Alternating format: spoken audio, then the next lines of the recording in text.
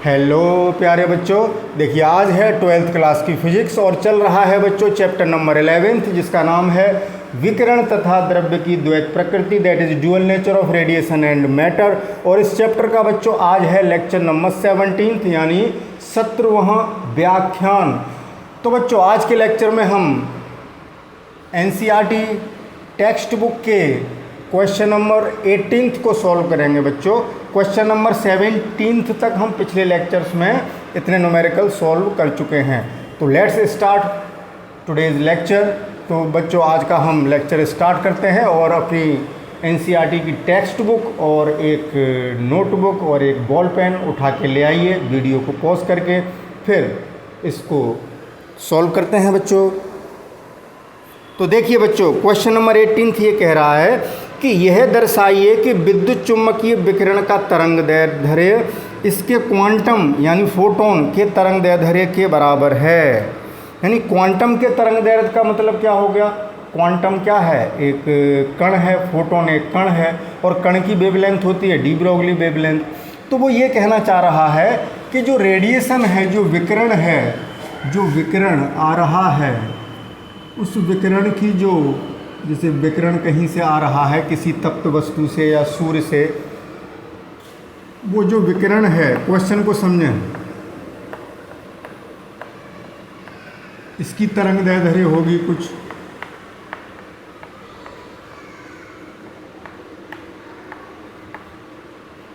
और प्लैंक्स ने ये कहा बच्चों कि विकिरण ऊर्जा के छोटे छोटे पैकेट्स के रूप में चलता है जिनको हम क्वांटम या फोटोन कहते हैं। तो ये विकिरण कैसे चल रहा है? अब ऐसे पैकेट्स के रूप में, सतत नहीं चल रहा। यानी जो अवशोषण और उत्सर्जन है ऊर्जा का, विकिरण ऊर्जा का, वो फोटोन के रूप में होता है। ये फोटोन है। क्या है बच्चों? फोटोन। इनको हम मानते हैं पार्टिकल यानी कण। और कण के साथ बच्चों तो इसकी तरंगदैर्ध्य कौन सी हो जाएगी? वो ये कहना चाह रहा है कि इन विकिरण के फोटोन्स की तरंगदैर्ध्य और विकिरण की तरंगदैर्ध्य बराबर है। ध्यान से समझना, क्वेश्चन बहुत आसान है, 1 मिनट भी नहीं लगेगी हल करने में, लेकिन क्वेश्चन का भाव समझिए। क्वेश्चन ये कह रहा है कि जो विकिरण है उसकी तरंगदैर्ध्य और उस विकिरण के फोटोन की तरंगदैर्ध्य बराबर है, दोनों की वेवलेंथ। और फोटोन है कण, और कण की तरंगदैर्ध्य किससे पता लगी? ये कॉन्सेप्ट किसने दिया बच्चों? डी ब्रोगली ने। तो यानी हमें डी ब्रोगली तरंगदैर्ध्य की बात कर रहे हैं। डी ब्रोगली तरंगदैर्ध्य ये दोनों बराबर हैं, ये कह रहा है ये क्वेश्चन। तो चलिए सॉल्व करते हैं। विकिरण जो आप पढ़ के आ रहे हैं, माना, ध्यान से सुनना, किसी विकिरण, अब वो विकिरण कुछ भी हो सकता है बच्चों, दृश्य प्रकाश हो सकता है, अवरक्त विकिरण हो सकता है, परावैंगनी विकिरण हो सकता है, रेडियो वेव्स हो सकती हैं, एक्सरेज हो सकती हैं, ठीक है ना, अल्ट्रावायलेट वेव्स, हाँ परावैंगनी बता दिया मैंने। कोई भी विकिरण है, माना किसी विकिरण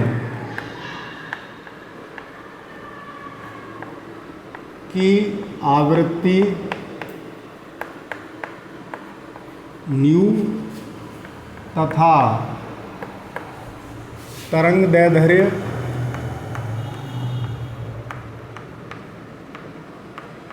लैम्बडा है। तो इससे क्या रिलेशन मिलेगा बच्चों? विकिरण के केस में आप न्यूटन की फिजिक्स से लेकर के हमने आवृत्ति और तरंगदैर्ध्य में एक संबंध देखा है कि न्यू बराबर सी अपॉन लैम्बडा, न्यू बराबर सी अपॉन लैम्बडा, या लैम्बडा बराबर सी अपॉन न्यू, या लैम्बडा बराबर सी अपॉन न्यू। इसे मान लिया इक्वेशन नंबर 1। यानी ये विकिरण की तरंगदैर्ध्य हो गई आवृत्ति के पदों में। ठीक है ना बच्चों, बात समझ में आ गई होगी यहाँ तक जो मैं कहना चाह रहा हूँ। ध्यान से समझना, क्वेश्चन एक लाइन का है, बहुत आसान है, लेकिन समझना बहुत ज़रूरी है कि विकिरण में हम क्वांटम फिजिक्स नहीं लगा सकते जब रेडिएशन की बात हो रही है, और जब रेडिएशन को हम फोटॉन्स के रूप में देखते हैं तब हमारे दिमाग में पिक्चर आती है डी ब्रोगली की। तो ये तो हो गया उस विकिरण की आवृत्ति और तरंगदैर्ध्य के लिए। अब यही विकिरण अगर फोटॉन्स के रूप में चल रहा है, अगर प्लांक्स क्वांटम थ्योरी को देखें तो ऊर्जा का जो उत्सर्जन या अवशोषण है वो सतत न होकर ऊर्जा के छोटे छोटे बंडलों यानी पैकेट्स के रूप में होता है, जिनको हम फोटोन या क्वांटम कहते हैं। ठीक है ना। तो बच्चों अगर ये कण है, फोटोन है, तो इसका कुछ ना कुछ संवेग होगा, तो इसका संवेग निकालते हैं। अब फोटोन की बात करते हैं। ये विकिरण की बात हो गई। अब फोटोन का संवेग p बराबर कितना होगा बच्चों, फोटोन का संवेग। इसके लिए हम यहाँ पर बताते हैं आपको, जैसे हमने बताया था कि आइंस्टीन इक्वेशन से जो फोटोन की एनर्जी है, वो एनर्जी जो है mc² होती है और h न्यू भी होती है। मतलब एक फोटोन की एनर्जी h न्यू होती है और द्रव्यमान ऊर्जा समीकरण से उस फोटोन को अगर एनर्जी में कन्वर्ट करेंगे तो कितनी एनर्जी मिलेगी, mc², यानी h न्यू एनर्जी और mc² एनर्जी इक्वल हो गई। तो यहाँ से अगर mc² बराबर h c/λ कर दें बच्चों, तो एक c से ये c काट दें, तो ये m इंटू सी, मास इंटू वेलोसिटी, ये क्या हो गया, संवेग p बराबर h/λ। यही तो हुआ। बताएं, फोटोन का संवेग इतना ही तो हुआ या नहीं? या आप कहेंगे सर ऐसे कैसे, हम ऐसे कैसे मान लें? चलिए मैं भी बताता हूँ। इतना तो आप समझ गए होंगे बच्चों, वैसे इसमें कोई ऐसी दिक्कत वाली बात है नहीं। मैं ये कहना चाह रहा था कि आप ये कहेंगे कि सर आपने न्यू बराबर c/λ तो विकिरण वाले सिद्धांत से लगा दिया। चलिए नहीं लगाते, हम नहीं लगा रहे बच्चों, चलो नहीं लगा रहे इसको, चलो दोबारा करते हैं, क्योंकि कुछ बच्चे ये प्रश्न उठा सकते हैं कि सर आपने ऐसे कैसे कर लिया। तो हम चलो वो कॉन्सेप्ट लगा ही नहीं रहे जो विकिरण के बारे में हम जानते हैं। हम ऐसे कर लेते हैं इसको कि यहाँ से अगर मैं एक c इधर ले जाऊँ तो क्या मिलेगा, m into C. It implies that m into C, यानी एक c यहीं छोड़ दिया, एक c यहाँ ले गया, तो बराबर h न्यू बटे c। ऐसे लिख सकता हूँ, ठीक है ना। तो ये क्या हो गया बच्चों, फोटोन का संवेग। यही तो p हो गया, h न्यू अपॉन c। तो यहाँ देखें फोटोन का संवेग h न्यू अपॉन c। अब डी ब्रोगली तरंग दैर्ध्य फोटोन की, डी ब्रोगली इंग्लिश में लिख दूं बच्चों, जल्दी हो जाती है। डी ब्रोगली तरंग दैर्ध्य यानी वेवलेंथ, लैम्ब्डा बराबर, डी ब्रोगली ने क्या कॉन्सेप्ट दिया था कि h/p होती है। कितनी होती है, h/p। तो लैम्ब्डा बराबर, अब मैं इसको लैम्ब्डा डैश मान लेता हूँ। मान लो ये अलग है, फोटोन की जो वेवलेंथ, जो डी ब्रोगली वेवलेंथ निकल के आ रही है वो लैम्ब्डा डैश है, और विकिरण की वेवलेंथ लैम्ब्डा है। ये हो सकता है ना अलग अलग हो, बराबरी तो सिद्ध करना है इस लैम्ब्डा डैश को और इस लैम्ब्डा को। बात समझ रहे हैं कि विकिरण की तरंग दैर्ध्य तो लैम्ब्डा थी, लेकिन अब प्लांक ये मान रहे हैं कि वो फोटॉन्स के रूप में चल रहा है, और डी ब्रोगली ये कह रहे हैं कि पार्टिकल में वेवलेंथ होती है, इसलिए हम इसको अलग मान के चलते हैं। तो लैम्ब्डा डैश बराबर h/p की जगह कितना लगाएंगे बच्चों, h new upon c। h new upon c चला गया ऊपर, h से h कट गया, तो लैम्ब्डा डैश बराबर आ गया c/न्यू। और c/न्यू बच्चों लैम्ब्डा के बराबर है, यानी लैम्ब्डा डैश बराबर आ गया लैम्ब्डा। कैसे ही कह लो, हम पहले जो करने जा रहे थे वो बात भी सही थी, वो बात वहाँ लागू नहीं कर रहे थे, यहाँ लागू कर दी, कोई फ़र्क नहीं है। हम यहाँ भी h/λ करके h/λ निकाल सकते थे, वो h/λ यहाँ रख देते, h से h कट जाता, लैम्ब्डा आ जाता। ठीक है ना। बात घुमा फिरा के कैसे ही कर लो, दोनों बात सेम आ गई। यानी विकिरण की, इससे क्या पता चला, ये क्या है कि फोटोन की तरंग दैर्ध्य, लैम्ब्डा डैश क्या थी, फोटोन की तरंग दैर्ध्य, फोटोन की तरंग दैर्ध्य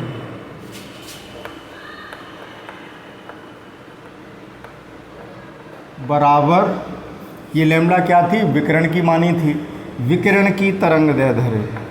यही क्वेश्चन में सिद्ध करवा रहा था, विकिरण की तरंग दैर्ध्य।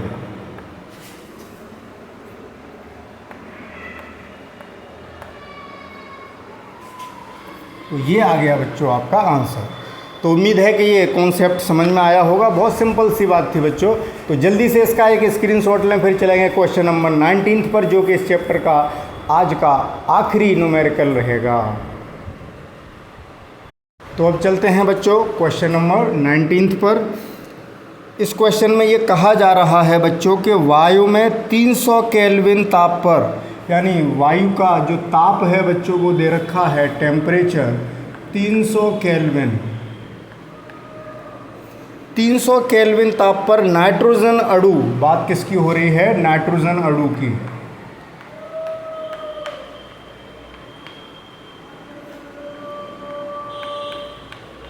किसकी बात हो रही है? नाइट्रोजन अणु की। नाइट्रोजन अणु का डी ब्रोगली तरंगदैर्घ्य कितना होगा, ये पूछा है कि इतने टेम्परेचर पर नाइट्रोजन अणु का डी ब्रोगली तरंगदैर्घ्य कितना होगा, यह माने, अरे शांत रहे भाई, यह, एक सेकंड बच्चों, बड़ा डिस्टर्बेंस है। यह माने कि अणु इस ताप पर अणुओं के चाल वर्ग माध्य से गतिमान हैं, जिसको आप उल्टा लिख रहा है बच्चों। आपने पढ़ा है वर्ग माध्य मूल चाल, आपने 11th में पढ़ा था रूट मीन स्क्वायर वेलोसिटी, उन्होंने सीधा सीधा उच्चारण कर दिया। वर्ग माध्य मूल चाल क्या होती थी बच्चों? VRMS, यही तो होती थी। इतनी चाल, यानी अपनी वर्ग माध्य मूल चाल से गतिमान है नाइट्रोजन के अणु। और नाइट्रोजन का परमाणु द्रव्यमान, यानी उसका परमाणु द्रव्यमान, यानी एक परमाणु का द्रव्यमान, नाइट्रोजन का एक परमाणु द्रव्यमान दे रखा है बराबर, कहाँ गया, 14 पॉइंट। वैसे आप क्या करते हैं बच्चों के नाइट्रोजन का परमाणु क्रमांक याद रखते हैं, 14 होता है, लेकिन जो परमाणु जो एटॉमिक मास है बच्चों एग्जैक्ट अगर देखें तो इतना होता है 14.0076 U, 0076 U। ठीक है बच्चों, इतना डाटा दिया है। और क्या पूछा है इसमें? इस नाइट्रोजन अणु की डी ब्रोगली वेवलेंथ, ये ध्यान रखेंगे बच्चों। अब आगे चलेंगे बच्चों इसमें।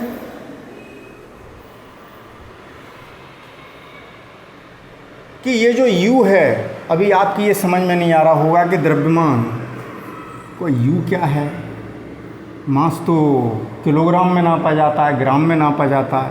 तो बच्चों शायद 11th में फर्स्ट चैप्टर में जो मापन वाला चैप्टर था उसमें हमने एक AMU बताया था कि बहुत छोटा मात्रक होता है, तो आपको ध्यान होना चाहिए। AMU पढ़ाया था ना, तो यहाँ U लिख दिया है। इसको ऐसे भी लिख सकते हैं 14.0076, मतलब बुक्स में U लिख देते हैं, वो होता क्या है? AMU, atomic mass unit. और आपको ये भी पता है, ये पीछे पढ़ा चुके हैं हम 11th में मापन वाले चैप्टर में। बच्चों नोट्स उठा के देखना, उसमें मिलेगा एक AMU में कितने किलोग्राम होते हैं? 1.66 गुणा 10⁻⁻27 किलोग्राम। तो इस AMU को किलोग्राम में बदलना पड़ेगा। तो इसको मैं M मान लूँ, परमाणु का द्रव्यमान। तो M बराबर कितना हो गया बच्चों? इतने AMU में, एक AMU में इतने किलोग्राम, तो इतने AMU में इतने का गुणा कर दें। तो 14.0076 इंटू 1.66 इंटू 10⁻⁻27, ये बदल गया किलोग्राम में। ये परमाणु का द्रव्यमान है बच्चों। और नाइट्रोजन अणु की बात हो रही है। नाइट्रोजन अणु का अगर सूत्र देखें, रासायनिक सूत्र, तो N2 होता है। यानी नाइट्रोजन का एक अणु दो परमाणुओं से मिलके बना है। तो एक परमाणु का द्रव्यमान इतना है और नाइट्रोजन के एक अणु में दो परमाणु हैं, तो नाइट्रोजन अणु का द्रव्यमान इससे दूना हो गया। बात समझ गए? तो नाइट्रोजन अणु का अणुभार, नाइट्रोजन अणु का द्रव्यमान, क्योंकि यहाँ तो कॉन्सेप्ट में डी ब्रोगली वाले कॉन्सेप्ट में द्रव्यमान की ही बात कर रहे हैं, लेकिन वो है क्या बच्चों? अणुभार। नाइट्रोजन के एक अणु का अणुभार कहेंगे उसको। बराबर M बराबर कितना हो गया? इसका दूना, ट्वाइस m। तो m बराबर कितना हो गया, 2 इंटू 14। बच्चों एक सेकेंड,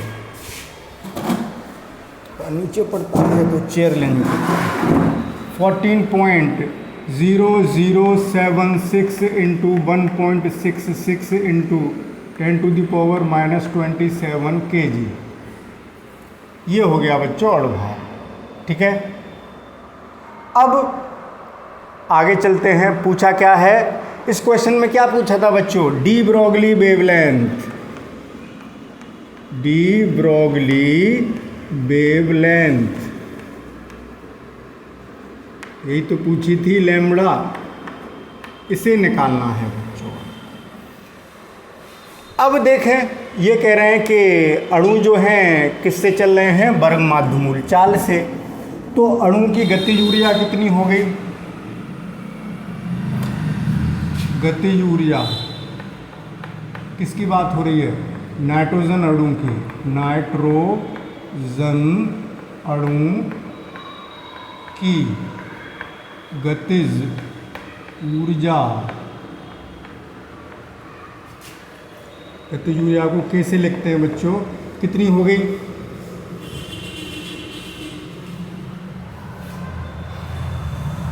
गतिज ऊर्जा निकालें, अब छोड़ो गतिज ऊर्जा निकालोगे फिर गतिज ऊर्जा वाला कॉन्सेप्ट लगाओगे, अणु का, अरे की सही था, की सही लिखा था, नाइट्रोजन अणु की वर्ग माध्यमूल चाल,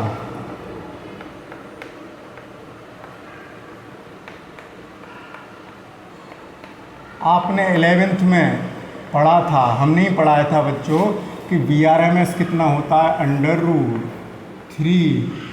√3 छोटा है बच्चों, यहाँ बोल्ट्जमैन कांस्टेंट 3kT/m, ध्यान है आपको, जहाँ k क्या है, वेयर k छोटा k, बोल्ट्जमैन कांस्टेंट,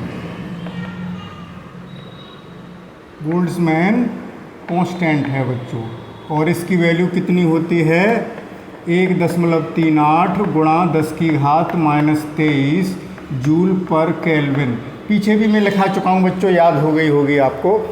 तो वर्ग माध्यमूल चाल इतनी है, तो डी ब्रोगली वेवलेंथ कितनी आ गई, डी ब्रोगली वेवलेंथ तरंगदैर्ध्य जो पूछी है क्वेश्चन में, लैम्ब्डा बराबर h/p बराबर h/mv, और यहाँ v की जगह क्या है, VRMS। अणु किस वेग से गति कर रहे हैं, VRMS से। ये VRMS यहाँ रख देता हूँ मैं, तो लैम्ब्डा बराबर कितना आ गया बच्चों, h/m √3k छोटा k T/m। यहाँ भी फिर m लेना पड़ेगा ना, बड़ा M, ये m की जगह, ये तो फॉर्मूला लिखा मैंने, यहाँ नाइट्रोजन अणु के द्रव्यमान को हम अणुभार से यानी m से लिख रहे हैं। अब √m से √m बार कट गया तो कितना आ गया, h/√3mkt छोटा k। अच्छा, छोटे k को बच्चों घुंडी से बना देता हूँ क्योंकि आपको अंतर नहीं पता लगेगा। ये छोटा k है, इसमें घुंडी निकाल देते हैं, ये बड़े k है, छोटा k बोल्ट्जमैन कांस्टेंट जो होता है। तो √m से m बार कट गया तो √ के अंदर ही आ गया ना बच्चों, इतना तो आप जानते हैं, 12th में आ गए। अब क्या है बच्चों इस क्वेश्चन में, बहुत आसान, अब मैं यहीं छोड़ भी सकता हूँ कि बच्चों h का मान रख दो, याद है आपको, 3 की जगह 3m हम निकाल चुके हैं, ठीक है। k का मान मैं लिख चुका हूँ, t का मान ये दे रखा है 300, मान रखने, गुणा करो, भाग करो, वर्गमूल करो, कैलकुलेशन करो, आंसर आ गया। लेकिन नहीं, बच्चे कहेंगे नहीं सर ऐसे नहीं मानेंगे। चलिए मत मानिए बच्चों, मानना भी नहीं चाहिए क्योंकि आलसी हो गए हो ना आप, सब काम सर से ही करवाओगे। तो h की वैल्यू रखते हैं बच्चों 6.63 इंटू 10⁻⁻34 जूल सेकंड होती है बटे √3, m के स्थान पर 2 इंटू 14 1.0076 इंटू 1.66, पूरे बहुत लंबी संख्या हो जाएगी, इंटू 10⁻⁻27। जगह नहीं बची बच्चों, ये तो m का मान आ पाया, इसी में लिख दूँ आगे, आप एक लाइन में ही लिखना, इंटू इसी के अंदर लिख देता हूँ मैं। k की वैल्यू ऊपर लिखी है 1.38 इंटू 10⁻⁻23। अब t की वैल्यू इंटू 300। जगह नहीं थी बच्चों मेरे पास, तो मैंने इस अंडर रूट के अंदर जो इंटू था वो एक ही लाइन में लिख दिया है। अब मैं यहाँ इसको हटाऊँगा, इसे हटाऊँ उससे पहले जल्दी से इसका एक स्क्रीनशॉट लें, जिससे कि क्वेश्चन को आगे बढ़ा सकें बच्चों। तो बच्चों अब आगे चलते हैं। लैम्बडा बराबर, अब मैं यहाँ से लिखूँगा, पर्याप्त जगह मिल जाए, 6.63 into 10⁻⁻34 upon square root of, देखिए बच्चों 3 दूनी 6 का गुणा मैं कर देता हूँ इसमें, ठीक है ना, या इकट्ठा ही कर दूंगा बच्चों, जल्दी छुट्टी काटो इसकी, पावर से अरेंज कर लेते हैं। 3 दूनी 6, अब बहुत टाइम लगेगा, 6 गुणा, ये तो 3 दूनी 6 हो गए, 14.0076, 14.0076 गुणा कितना रह गया इसके बाद 1.66 गुणा कितना रह गया 1.38 गुणा 3 कर लेता हूँ बच्चों, ठीक है, 3 करूँ, नहीं 300 ही रहने दो, क्योंकि अच्छा तो यहाँ 21, चलो 3 कर देता हूँ, 2 जीरो मैं पावर में अरेंज कर लूँगा। तो अब पावर देखते हैं बच्चों, देखो ये 2 जीरो मैंने छोड़ दिए, यानी 3 गुणा 100 लिख दिया, 100 का मतलब 10 की घात 2, और 2 यहाँ जुड़ेंगी तो माइनस के 23 प्लस के 2 माइनस के 21, माइनस के 21 और माइनस के 27 माइनस के 48 हो गए, माइनस के 48, ये आ गया बच्चों। अब लैम्बडा बराबर 6.63 गुणा 10 की घात -34। अब बच्चों चलो ऐसे नहीं मानोगे आप, अंडर रूट देखें, इन सब का गुणा करके तो कुछ ना कुछ आएगा ही। इस घात को मैं वर्गमूल से बाहर निकालूँ तो वर्गमूल से बाहर निकालने पर इंटू 10⁻⁴ घात आधी हो जाती है, माइनस के 24 रह गए बच्चों, ठीक है। इनका मैं गुणा अभी कर लेता हूँ आपके सामने, जिससे कि जल्दी हो जाए। और अब मैं आपको गुणा करके दिखाऊंगा तो बच्चों वीडियो बहुत लेंदी हो जाएगा, इसलिए ज़रूरी है कि मैं कैलकुलेटर से जल्दी से कर दूं इसको। कितना 6 इंटू, आप बोलते चलिए 6 into 14.0076, 6 into 14.0076 into 1.66 into 1.38 1.38 into 3, देखते चल रहे हैं ना आप। तो ये आ गया 577.99, ठीक है ना, इतना आ गया। अब बच्चों में इसका नहीं 577.59 कितना आया 59, और भी आगे आ रहा है, वो डेट मैंने छोड़ दी। अब देखें लैम्बडा बराबर 6.63 बटे under root, sorry under root इसका ले लेता, ये तो अलग हो ही गया अंडर रूट से बच्चों, तो पावर अलग कर दें। देखें पावर अलग करने का मतलब, ऊपर थी 10 की घात -34 और ये ऊपर जाएंगी तो हो जाएंगी प्लस की 24, पावर का काम ख़त्म। इसका वर्गमूल लेना है मुझे, तो अब मैं वर्गमूल लेता हूँ बच्चों, स्क्वायर रूट ऑफ कितने का 577.59, तो ये आ गया बच्चों 24.03, 24.03 ये आ गया। तो लैम्बडा बराबर, अब इसका डिवाइड कर लूँ, और ये कितने रह गए अभी डिवाइड करूँगा, लेकिन ये 10 की घात -10 रह गए बच्चों। मीटर में चल रहा है, ये वेवलेंथ है, मीटर में ही तो आएगी तरंगदैर्ध्य। तो देखें इसका भाग करते हैं, इसे कैंसिल करें, 6.63 डिवाइडेड बाई 24.03 0.2759 आ रहा है। आपकी बुक क्या कह रही है बच्चों, एक बार मैं चेक कर लेता हूँ क्वेश्चन। 0.028 छोड़ो उसको, आपकी बुक जो कह रही है उसे छोड़ो, हम तो इतना ही करेंगे। वो h की वैल्यू बदल दें तो उस पर डिपेंड करता है बच्चों, ये कोई इतना बड़ा इशू नहीं है, वो नैनोमीटर में निकाल रहे होंगे। तो हमारा आ रहा है, वही लिखेंगे 0.2759, इतना आ रहा है बच्चों मीटर। अब अगर मैं इसको एंगस्ट्रॉम में भी तो लिख सकता हूँ, 10 की घात -10 है तो लैम्बडा कितना हो गया 0.276 कर सकता हूँ, 9 को हटाऊँगा 6, ठीक है, ये हो गए एंगस्ट्रॉम। एक आंसर तो ये हुआ। नैनोमीटर में आपकी बुक में आंसर होते हैं तो इसमें क्या करना पड़ेगा, 10 का भाग, तो 0.0276 नैनोमीटर। तो आंसर से परेशान मत होइए बच्चों, ये रहा न्यूमेरिकल, पूरे न्यूमेरिकल का फंडा, पूरा कॉन्सेप्ट कि न्यूमेरिकल को कैसे सॉल्व करेंगे ये पता होना चाहिए, ये मेन बात है। एक बार फिर डिफरेंस देख लूँ कितना आ रहा था भाई, नैनोमीटर है उसमें एक डिजिट का अंतर, ये इतना मायने नहीं रखता है, 0.02, हाँ सही तो है 0.028, एक और राउंड ऑफ कर दिया इन्होंने, सही है, बराबर 6 को भी हटाऊँ बच्चों तो 8 हो जाएगा, सही तो है, 0.028 कह रहे हैं नैनोमीटर, तो सही तो है अपना, बिल्कुल सही है, आपकी एनसीईआरटी बुक से बिल्कुल मैच कर गया। अब आप खुश हो गए होंगे। तो जरा सी डिजिट में अंतर हो तो बच्चों एक्यूरेसी नहीं होती है, वो डिजिट्स जो कांस्टेंट्स हैं उनकी वैल्यू डिफ़र हो जाती है, तो उस पर डिपेंड करता है। और हम जब डिवाइड कर रहे हैं तो कोई संख्या दशमलव के बहुत अंकों तक आ रही है तो हम कितने अंक छोड़ रहे हैं न्यूमेरिकल, उस पर भी डिपेंड करता है। तो एग्जैक्ट आंसर मिलाने की कोशिश कभी मत करना, भूल मत करना। एक अंक का अंतर आ गया कि हमारा आंसर सर 6.64 आ रहा है और किताब में 6.63 एंगस्ट्रॉम आ रहा है, तो घबराने की ज़रूरत नहीं है बच्चों, ठीक है ना।